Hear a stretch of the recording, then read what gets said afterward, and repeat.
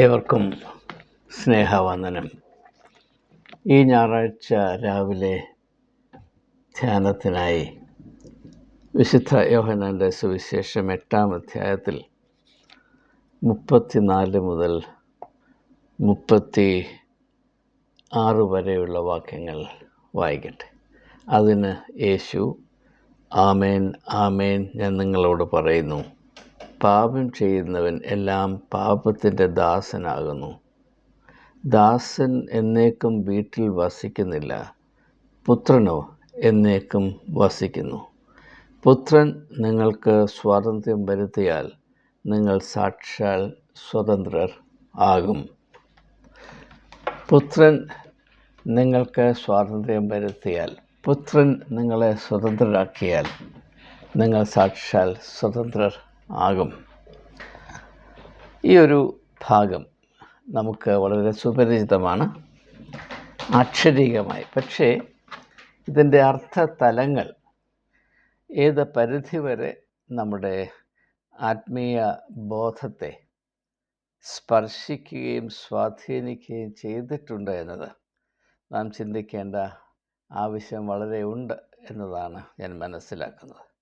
അതിലേക്കായി ഈ ചിന്തകളുടെ വഴിയൊരുക്കട്ടെ എന്ന് പ്രാർത്ഥിക്കുന്നു. ഇവിടെ യേശു പ്രധാനമായും സ്വാതന്ത്ര്യത്തെ പറ്റിയാണ് പ്രതിപാദിക്കുന്നത് എന്നത് പ്രത്യക്ഷമാണ്. യേശുവിൻ്റെ ആത്മീയ ദർശനത്തിലും അതുകൊണ്ട് തന്നെ തൻ്റെ പരസ്യ ശുശ്രൂഷയിലും വളരെയധികം പ്രാധാന്യം കൽപ്പിക്കപ്പെട്ട ഒരു മൂല്യമാണ്, സനാതനമായ മൂല്യമാണ് മനുഷ്യൻ്റെ സ്വാതന്ത്ര്യം എന്നുള്ളത്. ലൂക്കോസിൻ്റെ സുവിശേഷം 4-ാം അധ്യായത്തിൻ്റെ 18-ാം വാക്യത്തിൽ യേശു തൻ്റെ പരസ്യ ശുശ്രൂഷയുടെയും ദൗത്യത്തിൻ്റെയും പ്രധാന ലക്ഷ്യങ്ങളെ ചിത്രീകരിക്കുമ്പോൾ, അടയാളപ്പെടുത്തുമ്പോൾ അതിൽ ഈ ഒരു ലക്ഷ്യം വളരെ പ്രകടമായി ഉൾക്കൊള്ളിച്ചിട്ടുണ്ട് എന്ന് നമുക്ക് എവർക്കും അറിയാം. ഞാൻ ബദ്ധിതരെ വിടുവിക്കാനായി വന്നു. ബദ്ധിതർ ആരാണ്? അടിമകളാണ്.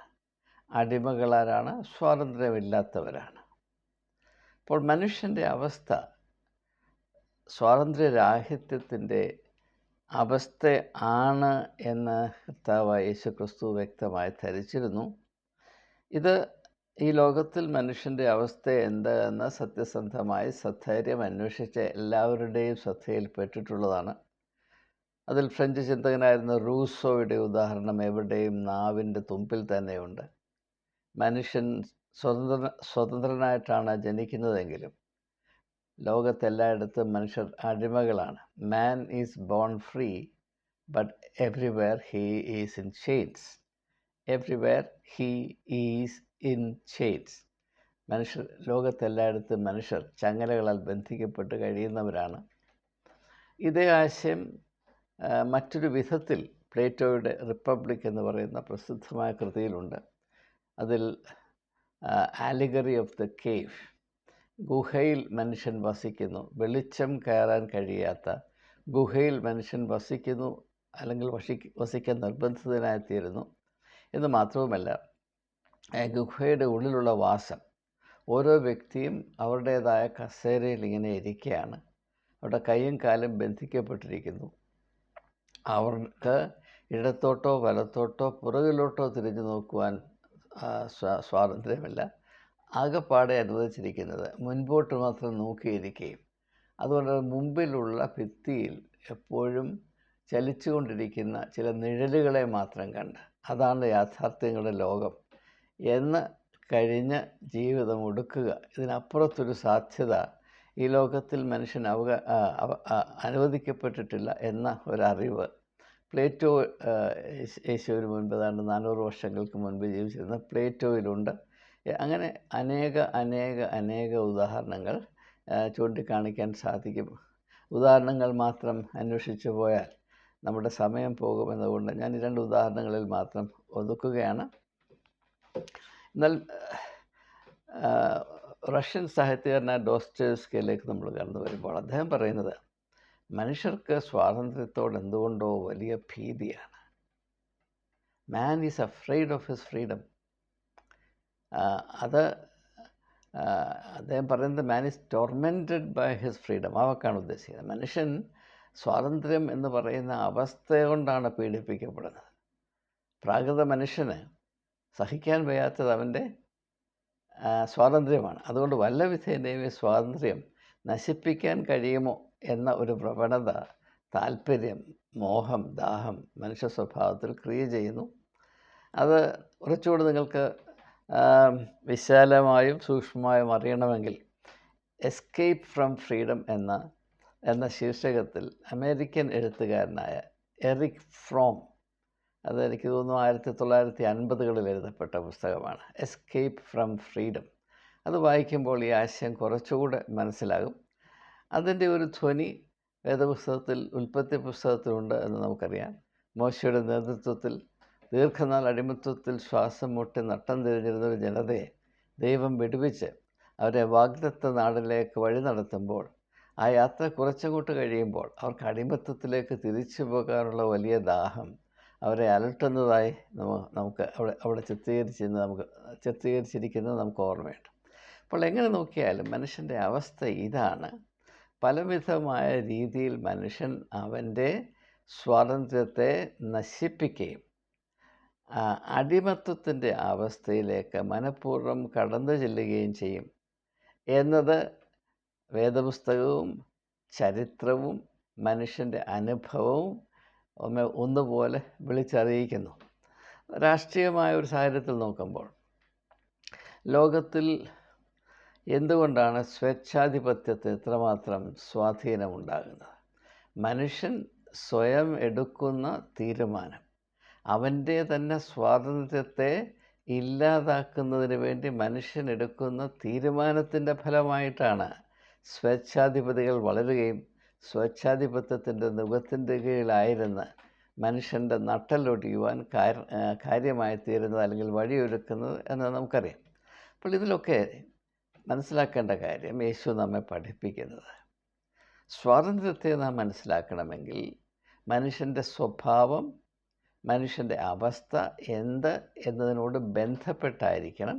അതുകൊണ്ടാണ് ഈ ഭാഗത്ത് യേശു പറയുന്നത്, ഞാൻ നിങ്ങളോട് പറയുന്നു, പാപം ചെയ്യുന്നവനെല്ലാം പാപത്തിൻ്റെ ദാസനാകുന്നു. പാപം എന്ന മർമ്മത്തെ യേശു ഇവിടെ അവതരിപ്പിക്കുന്നത് അടിമത്വത്തിൻ്റെ മർമ്മമായിട്ടാണ്. പാപം അടിമത്വത്തെ ജനിപ്പിക്കുന്നു. വളരെ വ്യക്തമായി നാം ധരിക്കേണ്ട ഒരു പാറ്റേൺ, ഒരു മർമ്മം. ദൈവം മനുഷ്യന് സ്വാതന്ത്ര്യം നൽകുന്നു. ദൈവം വിഭാവന ചെയ്ത ജീവിതത്തിൻ്റെ അനിഷേധ്യ ഭാഗമാണ് സ്വാതന്ത്ര്യം എന്നുള്ളത്. ദൈവം മനുഷ്യൻ്റെ സ്വാതന്ത്ര്യത്തെ എത്രമാത്രം മാനിക്കുന്നു, വിലമതിക്കുന്നു എന്നതിൻ്റെ ഉത്തമ ഉദാഹരണമാണ് ഏദൻ തോട്ടത്തിലെ അനുഭവം. പലരും എന്നോട് ചോദിച്ചിട്ടുണ്ട്, മനുഷ്യന് തിരഞ്ഞെടുപ്പ് സ്വാതന്ത്ര്യം ദൈവം കൊടുക്കാതിരുന്നിരുന്നെങ്കിൽ ഈ പ്രശ്നമൊന്നും ഉണ്ടാകുമായിരുന്നില്ലല്ലോ. ഹവ്വ ആ ഫലം തിന്നുകയോ ആദാമിനെ കൊണ്ട് തീറ്റിക്കുകയോ ചെയ്യാതെ സ്വർഗതുല്യമായ ആ അവസ്ഥയിൽ മനുഷ്യരാശിക്ക് തുടർന്നുകൊണ്ട് പോകുവാൻ ഇടയാകുമായിരുന്നില്ലേ? ആ ചോദ്യത്തിന് ഒരേ ഉത്തരമേ എനിക്ക് പറയാൻ കഴിയുകയുള്ളൂ. അങ്ങനെയായാൽ മനുഷ്യന് സ്വാതന്ത്ര്യം ഉണ്ടാകുകയില്ല. സ്വാതന്ത്ര്യമില്ലാത്ത ജീവിതം സ്വർഗമല്ല, നരകവുമല്ല. സ്വർഗവും നരകവും കൂടിക്കലർന്ന് കിടക്കുന്ന നരകതുല്യമായ സ്വർഗവും സ്വർഗതുല്യമായ നരകവുമാണ്. ഇതിൽ മനുഷ്യ ജീവിതത്തിൻ്റെ സാധ്യതകൾക്ക് പ്രസക്തിയില്ല. ഇതാണ് എൻ്റെ ഒരു വേദപുസ്തകപരമായ ഒരു വെളിപ്പെടുത്തൽ എന്ന് സൂചിപ്പിച്ച് മുൻപോട്ട് പോവുകയാണ്. അപ്പോൾ സ്വാതന്ത്ര്യത്തിൽ നിന്ന് ഏറ്റവും ശ്രദ്ധേയമായ വേദപുസ്തകപരമായ അല്ലെങ്കിൽ ആത്മീയമായ തിരിച്ചറിവ് ഇതാണ്: സ്വാതന്ത്ര്യത്തിൽ നിന്ന് പാപം ജനിക്കുന്നു, പാപം സ്വാതന്ത്ര്യത്തെ നശിപ്പിച്ച് കളയുന്നു. സ്വാതന്ത്ര്യമാണ് ഏറ്റവും പരമമായ അല്ലെങ്കിൽ അടിസ്ഥാനപരമായ യാഥാർത്ഥ്യം. ദൈവം സൃഷ്ടിച്ചത് സ്വാതന്ത്ര്യമാണ്. പക്ഷേ ഈ സ്വാതന്ത്ര്യം പൂർണ്ണമാകണമെങ്കിൽ ആ സ്വാതന്ത്ര്യത്തെ ദുരുപയോഗം ചെയ്യാനുള്ള സാധ്യതയും അതിൽ ഉൾക്കൊണ്ടിരിക്കണം. ഇന്ന വിധത്തിൽ മാത്രമേ നിൻ്റെ സ്വാതന്ത്ര്യം നീ ഉപയോഗിക്കാവൂ എന്ന നിർബന്ധമുണ്ട്, അനിഷേധ്യമായ നിർബന്ധമുണ്ടെങ്കിൽ ആ സ്വാതന്ത്ര്യം വളരെ പരിമിതപ്പെട്ടതാണ്, അത് ഭാഗികമാണ്. ദൈവം നൽകിയ സ്വാതന്ത്ര്യം പരിപൂർണമാകിയാൽ അതിൽ സ്വാതന്ത്ര്യത്തെ ദുരുപയോഗപ്പെടുത്താനുള്ള സ്വാതന്ത്ര്യവുമുണ്ട്. അതുകൊണ്ട് സ്വാതന്ത്ര്യം ദുസ്വാതന്ത്ര്യമായി പരിണമിക്കുമ്പോൾ അതിൽ കൂടെ മനുഷ്യൻ അകൽച്ചയുടെ അനുഭവത്തിലേക്ക്, അകൽച്ചയുടെ അവസ്ഥയിലേക്ക് മാറിപ്പോകുന്നു. ദൈവം മനുഷ്യന് സ്വാതന്ത്ര്യം നൽകി. ആ സ്വാതന്ത്ര്യം പരിപൂർണമാണ്. അതുകൊണ്ട് ആ സ്വാതന്ത്ര്യത്തെ ദുരുപയോഗപ്പെടുത്താനുള്ള കഴിവ് മനുഷ്യനുണ്ട്. എന്നാൽ അങ്ങനെ സ്വാതന്ത്ര്യത്തെ ദുരുപയോഗപ്പെടുത്തുമ്പോൾ മനുഷ്യൻ ദൈവത്തിൽ നിന്ന് അകൽച്ച പ്രാപിക്കുന്നു. ദൈവത്തിൽ നിന്ന് അകൽച്ച പ്രാപിക്കുന്തോറും മനുഷ്യൻ അടിമത്തത്തിലേക്ക് വഴുതിപ്പോകുന്നു. ഇതാണ് മനുഷ്യൻ്റെ ഇഹലോക അവസ്ഥയെപ്പറ്റിയുള്ള വേദപുസ്തക കാഴ്ചപ്പാട് എന്ന് ഹ്രസ്വമായി ഞാൻ സൂചിപ്പിക്കുകയാണ്. അതുകൊണ്ടാണ് യേശുവിടെ പറയുന്നത്, മനുഷ്യൻ്റെ അവസ്ഥ പാപപങ്കിലമാണ് എന്ന് നാം പറയുമ്പോൾ ആ അവസ്ഥയിൽ എപ്പോഴും അടിമത്വത്തിൻ്റെ മനോഭാവം ഉണ്ടായിരിക്കും. ഈ അടിമത്വ മനോഭാവത്തോടുകൂടെയാണ് മനുഷ്യൻ ലോകത്തിലുള്ള എല്ലാം സൃഷ്ടിക്കുന്നത്.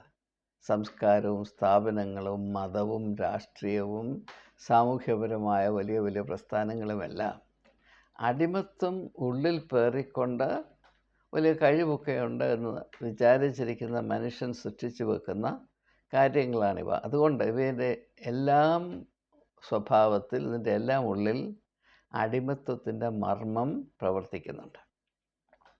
ഉദാഹരണമായിട്ട് രാഷ്ട്രീയത്തിൽ മനുഷ്യൻ സ്വതന്ത്രനായതുകൊണ്ടാണ് രാഷ്ട്രീയമായ സംഘടനകൾ ഉണ്ടാകുന്നതെങ്കിലും ഏറെ താമസിയാതെ രാഷ്ട്രീയമായ സംഘടനകൾ മനുഷ്യരുടെ സ്വാതന്ത്ര്യത്തെ ഒട്ടുമുക്കാലും ഇല്ലാതെയാക്കുന്നു. ഇത് മനസ്സിലാക്കിക്കൊണ്ടാണ് ആധുനിക മനഃശാസ്ത്രത്തിൻ്റെ ഉറവിടമെന്ന് പരക്കെ ധരിക്കുന്ന സിഗ്മണ്ട് ഫ്രോയിഡ് പറഞ്ഞത്, we create the state to oppress us. നമ്മൾ സർക്കാരുകളെയൊക്കെ ഉണ്ടാക്കുന്നത് നമ്മെ തന്നെ പീഡിപ്പിക്കുന്നതിനും നമ്മുടെ സ്വാതന്ത്ര്യം ഇല്ലാതാക്കുന്നതിനും വേണ്ടിയാണ്.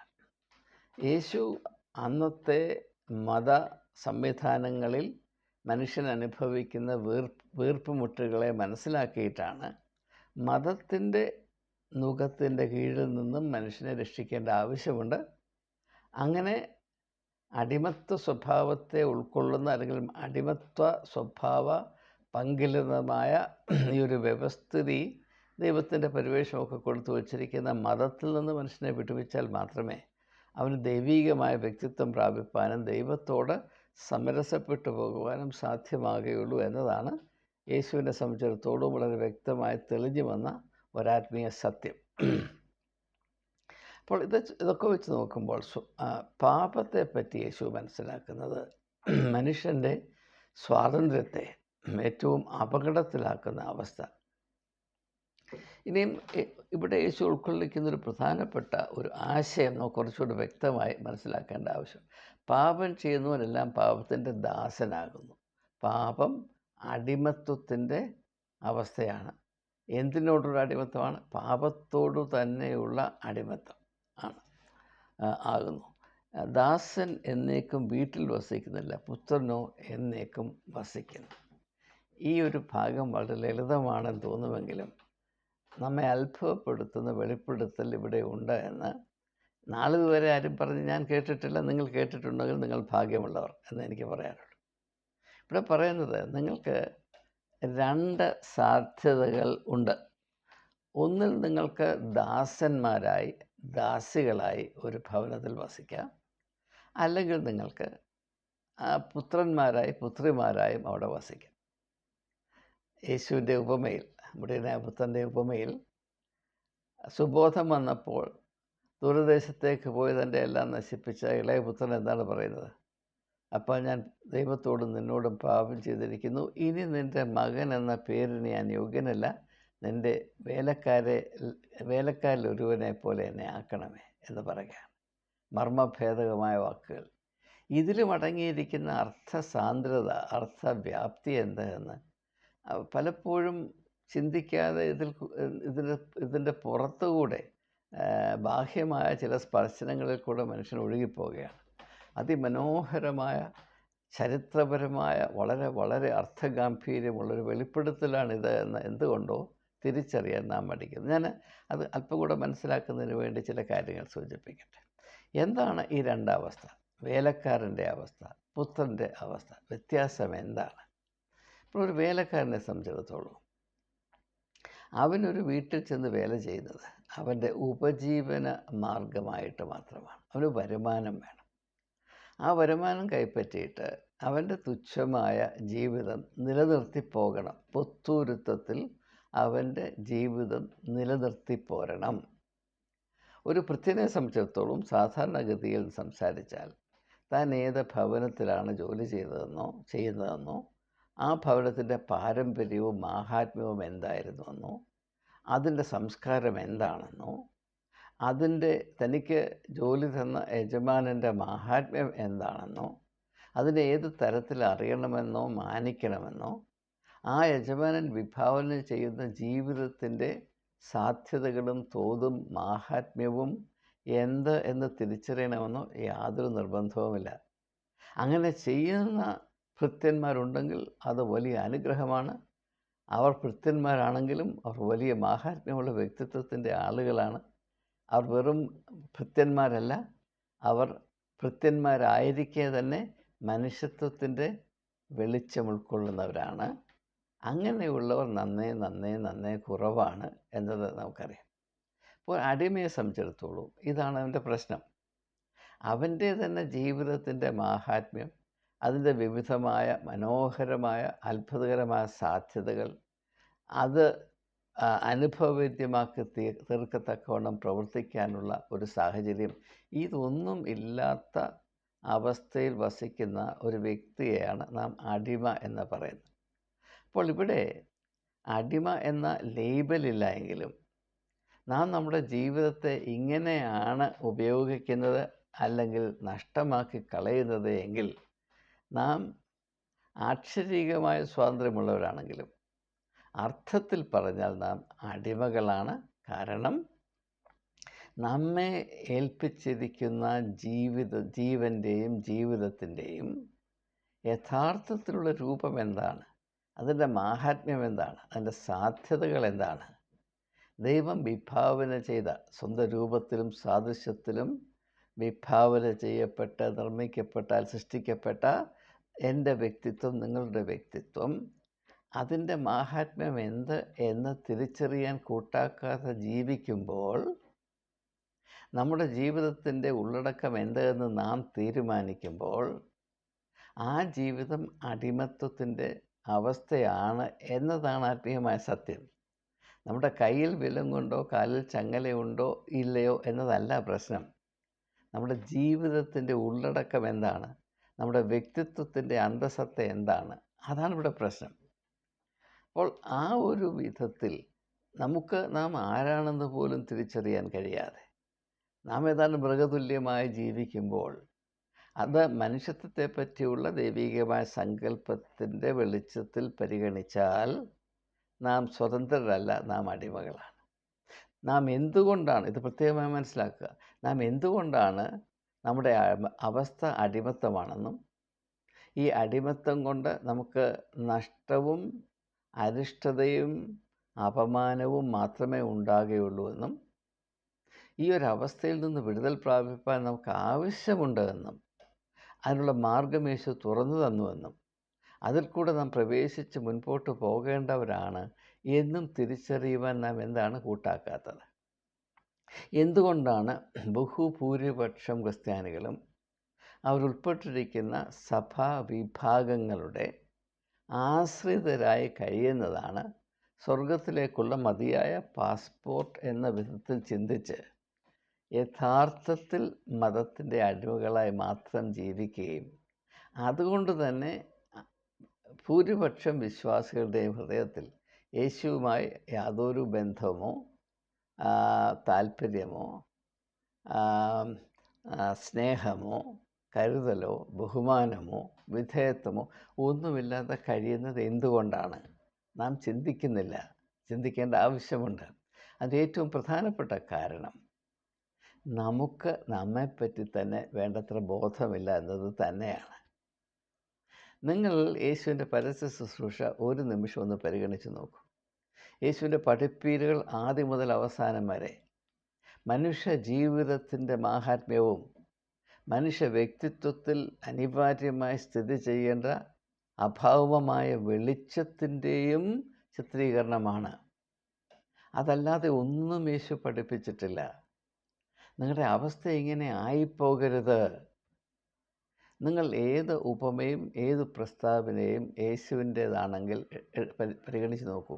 ഞാൻ പറയുന്നത് സത്യമാണ്, നിങ്ങൾക്ക് മനസ്സിലാകും. അതുകൊണ്ട് മനുഷ്യനെ വിടുവിക്കാനായി വന്നു. അടിമത്വത്തിൽ നിന്നും ആത്മീയമായ ബഹുമുഖമായ സ്വാതന്ത്ര്യത്തിലേക്ക് മനുഷ്യനെ യേശു വിടുവിക്കാൻ വന്നു. അതായിരുന്നു യേശുവിൻ്റെ ദൗത്യം. ആ ദൗത്യം അർത്ഥവത്താകണമെങ്കിൽ, സഫലീകരിക്കണമെങ്കിൽ അതിൻ്റെ ആദ്യത്തെ പടി എന്താണ്? മനുഷ്യ ജീവിതത്തിൻ്റെ മാഹാത്മ്യത്തെപ്പറ്റി ജനം ബോധമുള്ളവരായി തീരത്തക്കവണ്ണം അവരെ ഉത്ബോധിപ്പിക്കുക. അവരുടെ ഉള്ളിലേക്ക് വെളിച്ചം പ്രവേശിച്ചെങ്കിൽ മാത്രമേ വെളിച്ചത്തിൻ്റെ വ്യക്തിത്വം അവർക്ക് പ്രാപിപ്പാൻ സാധ്യമാകുകയുള്ളൂ. അപ്പോൾ അതുകൊണ്ട് യേശുവിൻ്റെ പ്രധാനപ്പെട്ട ഊന്നൽ നിങ്ങളുടെ ഉള്ളിൻ്റെ അവസ്ഥ എന്താണ്, നിങ്ങളുടെ ഉള്ളിലെ സമ്പത്ത് എന്താണ്, മറഞ്ഞു കിടക്കുന്ന നിധിയാണ്. അത് മനസ്സിലാക്കാൻ നിങ്ങൾ കഴിയണം. എന്താണ് ഈ മറഞ്ഞു കിടക്കുന്ന നിധി? നിൻ്റെ ഉള്ളിലെ സാധ്യതകൾ അപാരവും അപ്രമേയവുമാണ്. പക്ഷേ അങ്ങനെ ഒരു വലിയ നിധി നിൻ്റെ ഉള്ളിൽ തന്നെ മറഞ്ഞു കിടപ്പുണ്ട് എന്നതിനെപ്പോൾ നിനക്ക് യാതൊരു ബോധവുമില്ല. നീ ഈ അടിമയെപ്പോലെ ജോലി ചെയ്യുകയാണ്. നീ അടിമയെപ്പോലെ ആശ്രയിച്ച് കഴിയുകയാണ്. നീ അടിമയെപ്പോലെ നിന്നെ തന്നെ നിന്ദിച്ചും അപമാനിച്ചും നിന്നെ തന്നെ ശപിച്ചും നിൻ്റെ ജീവിത അവസ്ഥയെപ്പറ്റി നിരന്തരമായി നിന്നെ തന്നെ അപമാനിച്ചും കഴിയുകയാണ്. നിന്നിൽ എന്തെങ്കിലും നല്ല സാധ്യതയുണ്ട് എന്ന് നിന്നോട് തന്നെ സമ്മതിക്കാൻ നിനക്ക് ധൈര്യമില്ലാതെ പോകുന്നു. അതിൻ്റെ കാരണം നിൻ്റെ ജീവിതത്തിൻ്റെയും നിൻ്റെ ജീവൻ്റെയും വില എന്തെന്നും അതിന് ദൈവം കൽപ്പിച്ചിട്ടുള്ള മാഹാത്മ്യം എത്ര അപാരവും അപ്രമേയവുമാണ് എന്ന് നിനക്ക് അല്പം പോലും ബോധമില്ലാത്തതാണ്. ഇതാണ് എൻ്റെ പ്രധാനപ്പെട്ട കാരണം. ഈ രോഗകാരണം ഇതാണ്. ഇത് മനസ്സിലാക്കുന്നതിന് വേണ്ടിയാണ് യേശു പല വിധത്തിലുള്ള പഠിപ്പീരുകൾ നമുക്ക് നൽകിയിട്ടുള്ളത്, ഉപമയായിട്ടും അല്ലാതെയും. ഇത് മനസ്സിലാക്കാൻ എന്തുകൊണ്ടോ വിശ്വാസികൾ മടിക്കുന്നു, അല്ലെങ്കിൽ അതിനുവേണ്ടി ശ്രമിക്കാതെ പോകുന്നു, അല്ലെങ്കിൽ കഴിയാതെ പോകുന്നു. ഇതാണ് നമ്മുടെ അപലപനീയമായ സ്ഥിതി അനന്തമായി തുടർന്നു പോകുവാനുള്ള പ്രധാനപ്പെട്ട കാരണമെന്ന് ദൈവനാമത്തിൽ ഞാൻ ഏവരെയും അറിയിച്ചു കൊള്ളട്ടെ. അതുകൊണ്ടാണ് യേശു പറയുന്നത്, നിങ്ങൾ ഇപ്പോഴത്തെ നിങ്ങളുടെ അവസ്ഥ എന്താണ്? നിങ്ങൾ വെറും വേലക്കാരാണ്. ഇപ്പോൾ മതപരമായി നോക്കിയാൽ നമ്മൾ ഓരോരോ സഭാവിഭാഗത്തിൻ്റെ വേലക്കാരാണ്. വേലക്കാരാരാണ്? അതിൻ്റെ യജമാനന്മാർക്ക് സൗകര്യം ഉണ്ടാക്കി കൊടുക്കുന്ന ജോലിയാണ് നമുക്ക്. ഇപ്പോൾ പുരോഹിതവർഗം എന്ന് പറഞ്ഞാൽ നമ്മുടെ അധ്വാനം, സാധാരണ ആളുടെ അധ്വാനം കൊണ്ട് അധ്വാനരഹിതമായി സുഖമായി ജീവിക്കാനുള്ള അവസ്ഥ. അവർ യജമാനന്മാരും നിങ്ങൾ വേലക്കാരുമാണ്. ഏത് മതത്തിൽ നോക്കിയാലും പുരോഹിതവർഗം യജമാനന്മാരും ഐമേനികൾ സാധാരണ വിശ്വാസികൾ അവരാണ് വാസ്തവത്തിൽ ദൈവത്തെ അറിയുകയും സ്നേഹിക്കുകയും അനുസരിക്കുകയും ചെയ്യുന്നത്. പക്ഷേ അവർ അടിമകളും. ദൈവത്തിൽ വിശ്വസിക്കുകയും ദൈവത്തെ അനുസരിക്കുകയും ചെയ്യാത്ത പുരോഹിതവർഗം യജമാനന്മാരുമാണ്. അങ്ങനെയുള്ളവർ നിങ്ങളെ അടിമകളാക്കാൻ മാത്രമേ അവർക്ക് കഴിയുള്ളൂ. കാരണം നിങ്ങളുടെ വ്യക്തിത്വത്തിൻ്റെയും ജീവിതത്തിൻ്റെയും ജീവൻ്റെയും വിലയോ മാഹാത്മ്യമോ തിരിച്ചറിയുവാൻ കഴിയാത്തവരാണവർ. അങ്ങനെ വല്ല വിധേനയും അറിഞ്ഞാൽ തന്നെ അത് അംഗീകരിക്കുകയും ബഹുമാനിക്കുകയും ചെയ്യാത്തവരാണവർ. നിങ്ങളെ സംബന്ധിച്ചിടത്തോളം അവർ മനസ്സിലാക്കുന്നത് അവർക്ക് ആദായം ഉണ്ടാക്കാവുന്ന, അല്ലെങ്കിൽ എന്തുകൊണ്ടോ ഏത് വിധത്തിൽ എങ്ങനെ ആദായമുണ്ടാക്കാം അതിന് ഉപയോഗിക്കാവുന്ന കരുക്കളാണ് നിങ്ങൾ എന്നതിനപ്പുറത്ത് നിങ്ങളെ കണ്ട് വിലമതിക്കാൻ അവർക്ക് കഴിയുകയില്ല. അതുകൊണ്ടാണ് നിങ്ങളെ മതപരമായ അടിമത്വത്തിൽ നിലനിർത്തുവാൻ അവർ താല്പര്യപ്പെടുന്നത്. നിങ്ങളുടെ ആത്മീകമായ സ്വാതന്ത്ര്യത്തെ വളർത്തിയെടുക്കുവാൻ അവർ ഒരു കാലത്തും കൂട്ടാക്കുകയില്ല എന്ന് മാത്രമല്ല, അനുവദിക്കുക പോലുമില്ല. അതുകൊണ്ടാണ് മതം എപ്പോഴും മനുഷ്യനെ അതിൻ്റെ അനുരൂപരാക്കുവാൻ, religion is a domain of കൺഫോർമിറ്റി.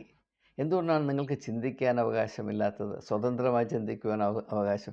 ദൈവം നിങ്ങളുടെ സ്വാതന്ത്ര്യത്തെ മാനിക്കുന്നു, പക്ഷെ ഒരു മതവും നിങ്ങളുടെ സ്വാതന്ത്ര്യത്തെ മാനിക്കുകയില്ല. മതസ്വാതന്ത്ര്യത്തെ, യഥാർത്ഥ അർത്ഥവത്തായ മതസ്വാതന്ത്ര്യത്തെ ഏറ്റവും കൂടുതൽ ഹനിക്കുന്നത്, ഇല്ലാതാക്കുന്നത് മതങ്ങൾ തന്നെയാണ്. മനുഷ്യൻ്റെ സ്വാതന്ത്ര്യം വേണമെന്ന് അറിയുകയും അതിനുവേണ്ടി നിലപാടെടുത്തത് രാഷ്ട്രീയമാണ്, മതമല്ല. ഒരു കാലത്തും മതം മനുഷ്യൻ്റെ സ്വാതന്ത്ര്യത്തെ മാനിച്ചിരുന്നില്ല.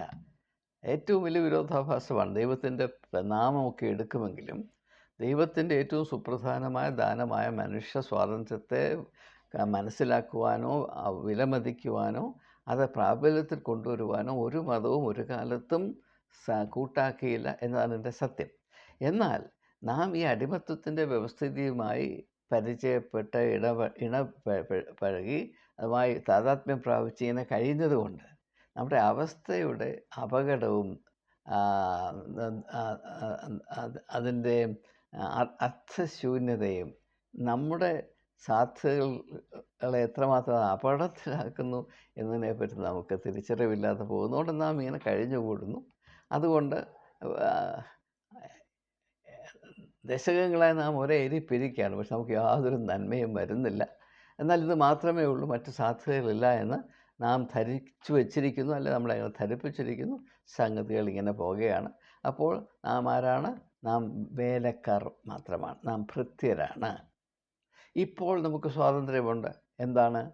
വേലക്കാർക്ക്, ഭൃത്യന്മാർക്ക്, അടിയാളന്മാർക്ക്, അടിമകൾക്ക് എത്രമാത്രം ഏത് തരത്തിലുള്ള സ്വാതന്ത്ര്യമുണ്ട്, ആ സ്വാതന്ത്ര്യം നമുക്കുണ്ട്.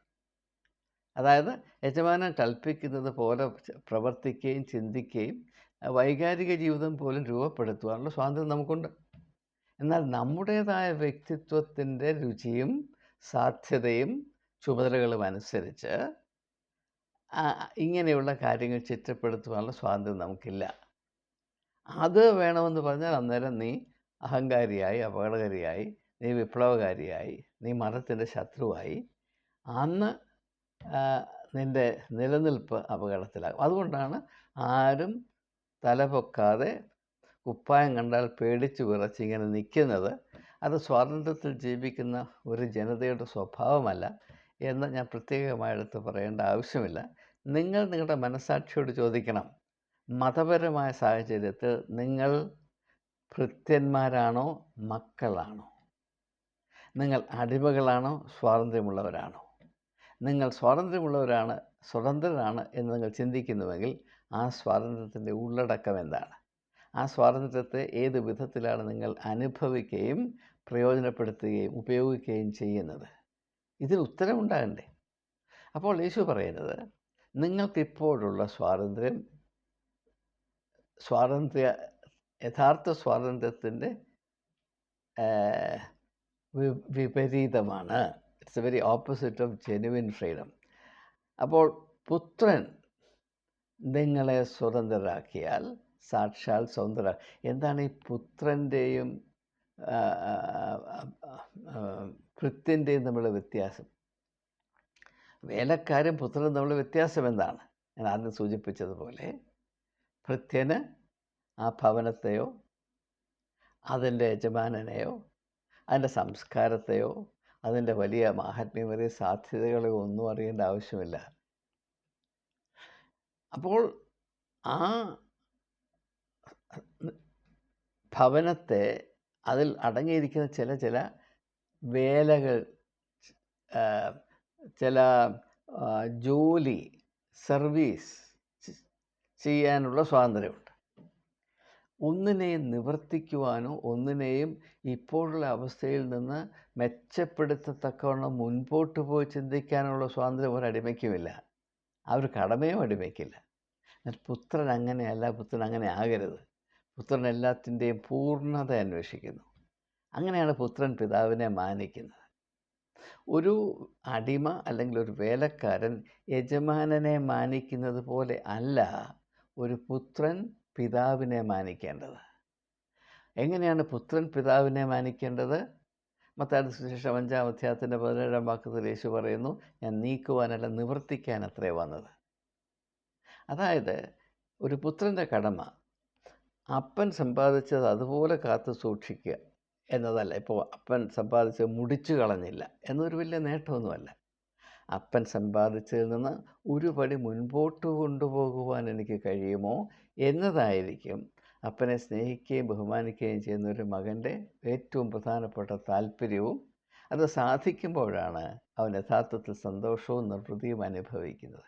അങ്ങനെയുള്ളൊരു വികാരം യേശു നമ്മെ ഏൽപ്പിച്ച ഈ പൈതൃകത്തെ കുറച്ചുകൂടെ മുൻപോട്ട് പോകുവാനും അതിൻ്റെ മാഹാത്മ്യത്തെ നമ്മുടെ കാലത്ത് മറ്റുള്ളവർ അനുഭവത്തിൽ കൂടെ അറിയുവാനും ഇത് എപ്രകാരം അവതരിപ്പിക്കണം, അതിനുള്ള മാർഗങ്ങൾ എന്ത് എന്ന് അന്വേഷിക്കുന്ന വിശ്വാസികൾ എത്ര പേരുണ്ട് എന്ന് നിങ്ങൾ എണ്ണി നോക്കണം. എന്തുകൊണ്ടാണ് ആ ഒരു വ്യഗ്രത നമ്മുടെ മനസ്സിലില്ലാത്തത്? നാം ഈ വേലക്കാരുടെ സ്വാതന്ത്ര്യം മാത്രമേ നമുക്കുള്ളൂ. അത് മാത്രമേ നമുക്ക് വേണ്ടൂ. അതുകൊണ്ടാണ് ഇത് യഥാർത്ഥ സ്വാതന്ത്ര്യമല്ല എന്നാണ് യേശു പറയുന്നത്. അതുകൊണ്ടാണ് യേശു പറയുന്നത്, പുത്രൻ നിങ്ങളെ സ്വതന്ത്രരാക്കിയാൽ. വേലക്കാരൻ നിങ്ങളെ സ്വതന്ത്രരാക്കും. എന്താണ്? നിൻ്റെ ചുമതലയിൽ നിന്ന് നിന്നെ ഒന്ന് ഒഴിവാക്കി തരും. അതാണ് നിൻ്റെ സ്വാതന്ത്ര്യം. ഇപ്പോൾ നിങ്ങൾ ഇച്ചിരി പണക്കൊഴുപ്പുള്ള ഒരു വീട്ടിൽ ജനിച്ചു വളർന്ന ഒരു കുട്ടിയാണ്, അല്ലെങ്കിൽ യുവാവാണ്, സ്കൂൾ കുട്ടിയാണെന്ന് വിചാരിച്ചു. അവൻ രാവിലെ എഴുന്നേറ്റ് അവൻ്റെ ഷൂസ് പോളിഷ് ചെയ്യേണ്ട കാര്യമൊന്നുമില്ല. അവൻ്റെ സ്കൂൾ സഞ്ചി, സ്കൂൾ ബാഗ് അടുക്കേണ്ട ആവശ്യമൊന്നുമില്ല. അവൻ്റെ വസ്ത്രം ഇസ്തിരിയിട്ടൊക്കെ അതെല്ലാം വേലക്കാരൻ ചെയ്തുകൊള്ളും. അപ്പോൾ ആ ഒരു ഭാരത്തിൽ നിന്ന് നിനക്ക് സ്വാതന്ത്ര്യം കിട്ടി. ആ സ്വാതന്ത്ര്യമേ നിനക്കുള്ളൂ. നീ വഹിക്കേണ്ട കർത്തവ്യങ്ങൾ, നീ നിനക്ക് തന്നെ ഒരു പുരോഹിതനായിരിക്കണം. You should be a priest unto your self. അത് വേണ്ട, ഞങ്ങൾ ചെയ്തു തരാം. നീ നിൻ്റെ വളർച്ചയെപ്പറ്റിയുള്ള കാര്യങ്ങൾ, നിൻ്റെ നിത്യതയുടെ കാര്യങ്ങൾ, നിൻ്റെ സമാധാനത്തിൻ്റെ കാര്യങ്ങൾ അന്വേഷിച്ച് മനസ്സിലാക്കണം. വേണ്ട വേണ്ട വേണ്ട, ആ ഭാരം ഞങ്ങൾ എടുത്തോളാം, ഞങ്ങൾ പറഞ്ഞു തരാം. അത് ഭൃത്യന്മാർ മനസ്സിലാക്കുന്ന സ്വാതന്ത്ര്യമാണ്.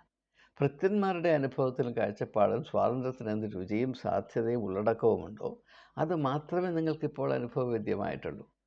അതുകൊണ്ട് അവർ നിങ്ങൾക്ക് തന്ന സ്വാതന്ത്ര്യം അത് ഇത്ര മാത്രമേ ഉള്ളൂ. നിങ്ങൾ ഇപ്പോൾ അനുഭവിക്കുന്ന സ്വാതന്ത്ര്യം അതാണ്. ലോകം മുഴുവനും അപ്രകാരമുള്ള സ്വാതന്ത്ര്യം മാത്രമേ അറിയുന്നുള്ളൂ.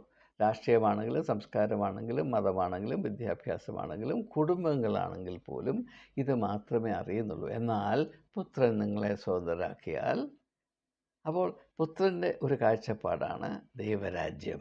മനസ്സിലാക്കുക, പുത്രൻ്റെ കാഴ്ചപ്പാട് മാത്രമാണ് ദൈവരാജ്യം. പുത്രന് മാത്രമേ ദൈവരാജ്യത്തെ വിഭാവന ചെയ്യാൻ കഴിയുകയുള്ളൂ. കാരണം എന്താണ്? ഈ ദൈവരാജ്യം എന്ന് പറയുന്ന സങ്കല്പത്തിൻ്റെ ഏറ്റവും പ്രധാനപ്പെട്ട അർത്ഥം എന്താണ്, അല്ലെങ്കിൽ മർമ്മം എന്താണ്? മനുഷ്യൻ്റെ അപ്രമേയമായ വില. ഒരു മനുഷ്യൻ സർവ്വലോകവും നേടിയാലും അവൻ്റെ ആത്മാവിനെ നഷ്ടപ്പെടുത്തിയാൽ അവനെന്ത് പ്രയോജനം? ഒറ്റ വ്യക്തിയുടെ വില ഈ ലോകത്തിൻ്റെ മുഴുവനും വിലയേക്കാൾ കൂടുതലാണ് എന്നതാണ് ദൈവരാജ്യത്തിൻ്റെ മൂല ആധാരം. അതിന് അനുസൃതമായ അതിനെ കേന്ദ്രീകരിച്ചിട്ടുള്ള സംവിധാനമാണ് ദൈവരാജ്യം. ദൈവരാജ്യത്തിൻ്റെ അംഗമായി തീരുക എന്ന് പറഞ്ഞാൽ ആ പൗരത്വത്തിൻ്റെ ഏറ്റവും പ്രധാനപ്പെട്ട ചുമതല എന്താണ്? നിൻ്റെ വില എത്ര അത്ഭുതവും അപാരവുമാണ് എന്ന് മനസ്സിലാക്കിയിട്ട് അതിൻ്റെ പൂർണ്ണത അന്വേഷിച്ച് അനുഭവത്തിലാക്കുക. നിങ്ങൾ ദൈവം സൽഗുണപൂർണരായിരിക്കുന്നത് പോലെ നിങ്ങളും സൽഗുണപൂർണരാകുക. ഈ സൽഗുണപൂർണത എന്ന് പറഞ്ഞാൽ മനുഷ്യൻ്റെ വില എന്നാണ് അർത്ഥം. ഓരോ വ്യക്തിയുടെയും വില നിർണ്ണയിക്കുന്നത് എങ്ങനെയാണ്? അവൻ്റെ ഗുണങ്ങളനുസരിച്ചാണ്. അവൻ്റെ ഗുണങ്ങൾ പ്രത്യേക സ്വഭാവമൊന്നുമില്ല. ന്യൂട്രൽ ആണെങ്കിൽ വലിയ വിലയൊന്നുമില്ല. ഇപ്പോൾ ഞാൻ ആരെപ്പറ്റിയും കള്ളം പറയുന്നില്ല. അതൊരു ന്യൂട്രലായിട്ടുള്ളൊരു ഗുണമാണ്. അതുകൊണ്ട് വലിയ വിലയൊന്നും. എന്നാൽ പ്രതികൂല സാഹചര്യത്തിൽ പോലും ഞാൻ സത്യമേ പറയൂ എന്ന് പറയുമ്പോൾ അതിനൊരു വിലയുണ്ട്. അപ്പോൾ മനുഷ്യൻ്റെ വില വിവിധമായ ഗുണങ്ങളുടെ സമാഹാരമാണ് മനുഷ്യൻ്റെ. അപ്പോൾ നിങ്ങൾ എന്തുകൊണ്ട് സൽഗുണപൂർണരാകണം? നിങ്ങളുടെ വ്യക്തിത്വത്തിൻ്റെ വലിപ്പം, നിങ്ങളുടെ ജീവൻ്റെയും ജീവിതത്തിൻ്റെയും വലിയ വില എത്ര മാഹാത്മ്യമേറിയതാണ്, എത്ര അപാരമാണ് എന്ന് നിങ്ങൾ മനസ്സിലാക്കണമെങ്കിൽ ഈ ഒരവസ്ഥയിലേക്ക് കടന്നു വരണമെന്നാണ് യേശു പറയുന്നത്. ആ സൽഗുണ പൂർണ്ണതയിലേക്ക് കടന്നു പോകുവാൻ എനിക്ക് ആവശ്യമുണ്ടെന്നും അത് അങ്ങനെ പോകുവാൻ ഒരു വഴി തുറക്കപ്പെട്ടിരിക്കുന്നുവെന്നും ഉള്ളതാണ് സുവിശേഷത്തിൻ്റെ രത്നച്ചുരുക്കം. ആ വഴിയാണ് യേശു. അതുകൊണ്ടാണ് യേശു പറഞ്ഞാൽ ഞാൻ തന്നെ വഴിയും സത്യവും ജീവനുമാകുന്നു. അപ്പോൾ അങ്ങനെയുള്ള ഒരു സാധ്യത ഉണ്ട് എന്ന് തിരിച്ചറിയണമെങ്കിൽ വ്യത്യസ്തമായൊരു കാഴ്ചപ്പാട് ആവശ്യമാണ്. ഇവിടെ യേശു പറയുന്നത് പോലെ വേലക്കാരുടെ കാഴ്ചപ്പാടിൽ നോക്കിയാൽ ഇങ്ങനെയൊരു സാധ്യതയുണ്ട് എന്ന് പോലും തിരിച്ചറിയുവാൻ സാധ്യമല്ല. അങ്ങനെ തിരിച്ചറിഞ്ഞാൽ പോലും അതെനിക്ക് പ്രാപിക്കാം എന്ന് ഒരു വിധത്തിലും വിശ്വസിക്കാൻ സാധ്യമല്ല. ഞാൻ അടിമയായിരിക്കുന്നിടത്തോളം കാലം, ഞാൻ വേലക്കാരുടെ കണ്ണിൽ കൂടെ മാത്രം എന്നെ തന്നെ കാണുമ്പോൾ ഇങ്ങനെയുള്ള സാധ്യത എനിക്ക് അവകാശപ്പെട്ടതാണ് എന്നൊരിക്കലും എനിക്ക് ബോധ്യമാകുകയില്ല. എനിക്ക് എന്നോട് തന്നെ സമ്മതിക്കാൻ സാധ്യമല്ല. ഞാൻ എപ്പോഴും എന്നോട് പറയുന്നത് ഞാൻ ഇങ്ങനെ തന്നെ കിടന്ന് പട്ടുപോകുവാൻ മാത്രം അർഹതയുള്ളതാണ്. ഞാൻ അനേകം ആളുകളെ ഇങ്ങനെ കണ്ടിട്ടുണ്ട്. അവരോട് അവരുടെ ഉള്ളിൽ മറഞ്ഞു കിടക്കുന്ന നിധി ഇന്നതാണ് എന്ന് ഞാൻ സ്പഷ്ടമായി തിരിച്ചറിഞ്ഞിട്ട് ഇതാണ് നിങ്ങളുടെ സാധ്യത എന്ന് പറയുമ്പോൾ എന്നോട് കോപിച്ചിട്ടുള്ള എത്ര പേരുണ്ടെന്നറിയാം.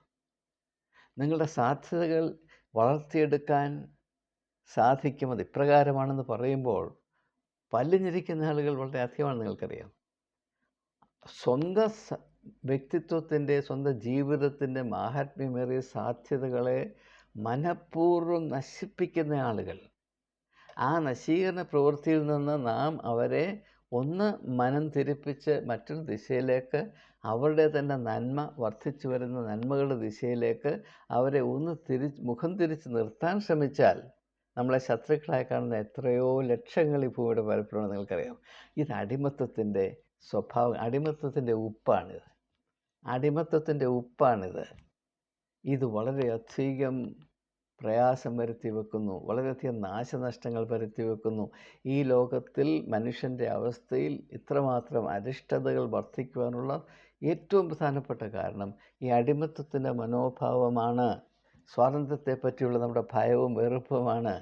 അതുകൊണ്ടാണ് ഇത്ര മഹനീയമായ ഒരു വലിയ ദൗത്യം യേശു നിർവഹിച്ചിട്ടും മനുഷ്യരാശിയെ അടിമത്തത്തിൽ നിന്ന് സ്വാതന്ത്ര്യത്തിലേക്ക് വഴി നടത്തി അവരുടെ വ്യക്തിത്വത്തിൻ്റെ മാഹാത്മ്യത്തെ അത്ഭുതകരമായി വെളിപ്പെടുത്തുവാൻ കടന്നു വന്ന യേശുവിനെ ക്രൂശിൽ തറച്ച എന്തുകൊണ്ടാണ്? മനുഷ്യൻ വേലക്കാരനായി, ഭൃത്യനായി, അടിമയായി മാത്രം വസിക്കാൻ താല്പര്യപ്പെടുന്നു. ഒരടിമയുടെ കണ്ണിൽ കൂടെ മാത്രമേ മനുഷ്യൻ അവനെ തന്നെ കാണാൻ കഴിയുകയുള്ളൂ.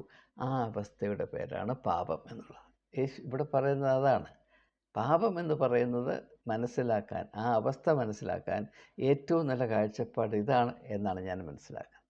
എൻ്റെ തന്നെ ജീവിതത്തിൻ്റെ സാധ്യതകളോട് ഞാൻ മനഃപൂർവ്വം കണ്ണടയ്ക്കുക. എൻ്റെ ജീവിതത്തെ ഞാൻ മനഃപൂർവ്വം ചപ്പും ചവറുമാക്കി മാറ്റുക. നല്ല സാധ്യതകൾ ഉണ്ട് എന്ന് പറയുമ്പോൾ എനിക്ക് ദേഷ്യം തോന്നുക.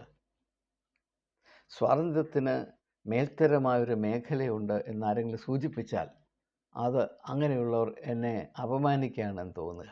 അതാണ് പാപം. അതിനപ്പുറത്തൊരു പാപവുമില്ല.